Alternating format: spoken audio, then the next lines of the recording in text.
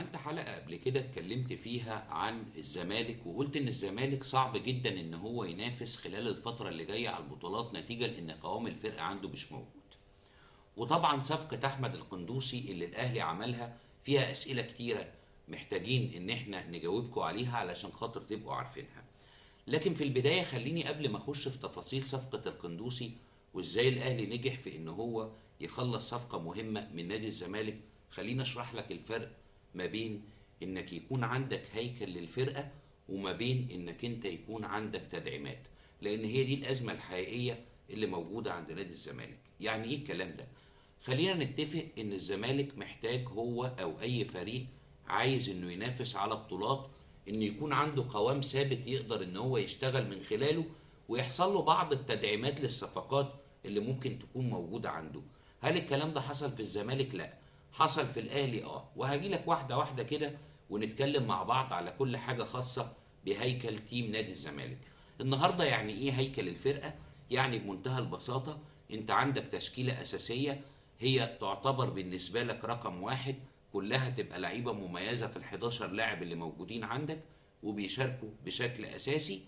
وبعد كده بتقدر ان انت تعمل بعض التدعيمات عشان يكون عندك دكة قوية تبقى موجودة تقدر ان انت تشتغل من خلالها.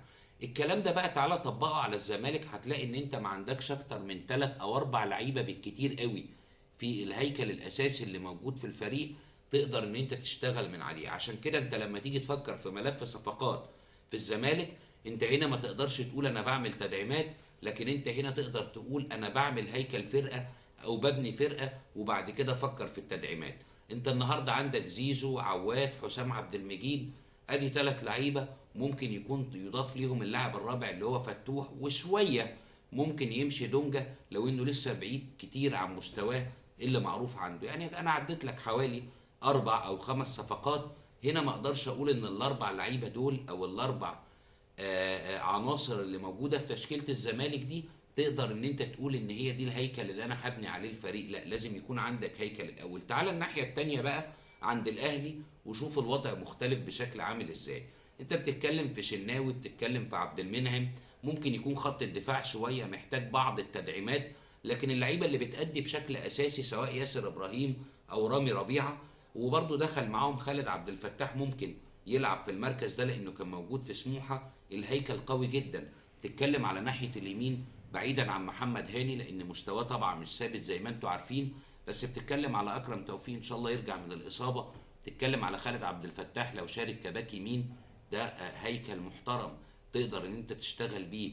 تخيل ان انت عندك المركز نص الملعب عندك فيه كم من اللعيبه دي، ورحت كمان جبت القندوسي، بتتكلم في حمدي فتحي، بتتكلم في ديانج، بتتكلم في السوليه، بتتكلم في لعيبه كتيره جدا، بتتكلم في مروان عطيه. خلي بالك كل اللي انا بعدهم لك دول انت بتتكلم في 6 أو 7 لعيبه بيلعبوا في نص الملعب، انت هتحتاج منهم 2 أو 3 بالكتير والباقي يبقى موجود. هنا اقدر اقول لك ده تدعيم.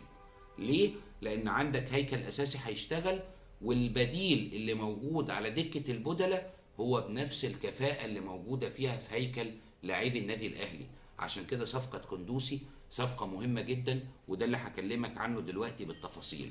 دلوقتي الاهلي هو ما بيفكرش في ان هو يبني هيكل زي ما بقول لك لان الهيكل اوريدي موجود عنده، لكن بيفكر في التدعيمات. وانا دايما بتكلم وبقول، وعملت حلقة قبل كده اتكلمت فيها عن صفقتين مهمين قوي، وقلت لك ان الصفقتين دول الاهلي لما خلصهم هيستفاد منهم كتير جدا.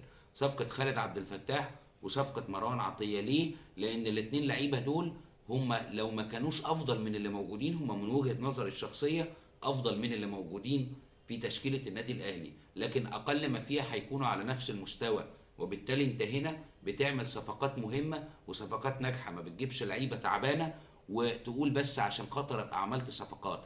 كمان صفقة القندوسي من ضمن اهميتها ان فيها بعض الذكاء شوية من بيبو ومجلس الادارة. ليه بنقول كده؟ طبعا انتوا كلكم عارفين ان الغالبية العظمى من الجماهير هي بتفكر في ايه؟ الغالبية العظمى من الجماهير بتفكر انها ازاي بالبلدي كده ابقى انا انتصرت على الزمالك في ملف الصفقات وكسبت عليه نقطة و وكل الكلام ده.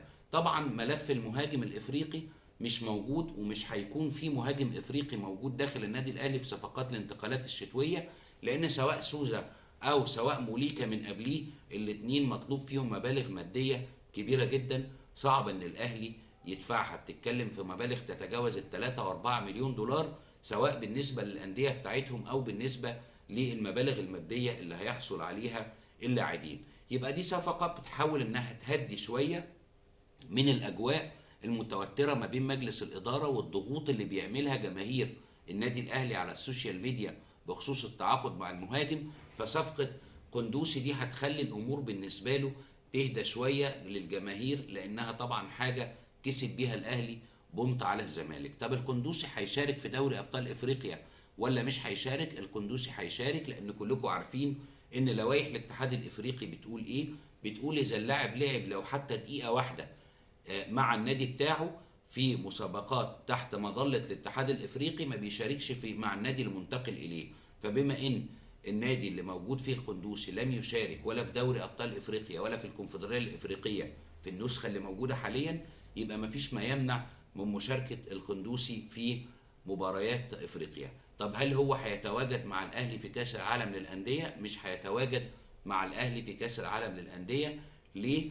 لان كان طلب يعني منتخب بلاده انه يتواجد مع منتخب بلده في دورة افريقيا للمحليين، والاهلي وافق على ده بالفعل. عشان كده هيكمل معاهم البطولة، ولن يكون موجود في قائمة النادي الاهلي اللاعب الجديد المنضم لصفوف النادي الاهلي، اللي بالنسبة لي صفقة اعتقد انها ممكن تكون مفيدة فنيا، لكن مش بالقدر القوي قوي اللي هو تقدر تقول ان هي صفقه زي ما قلت لك من شويه بتحاول ان هي تهدي الاجواء ما بين جماهير الاهلي بسبب الضغوط على التعاقد مع المهاجم الافريقي.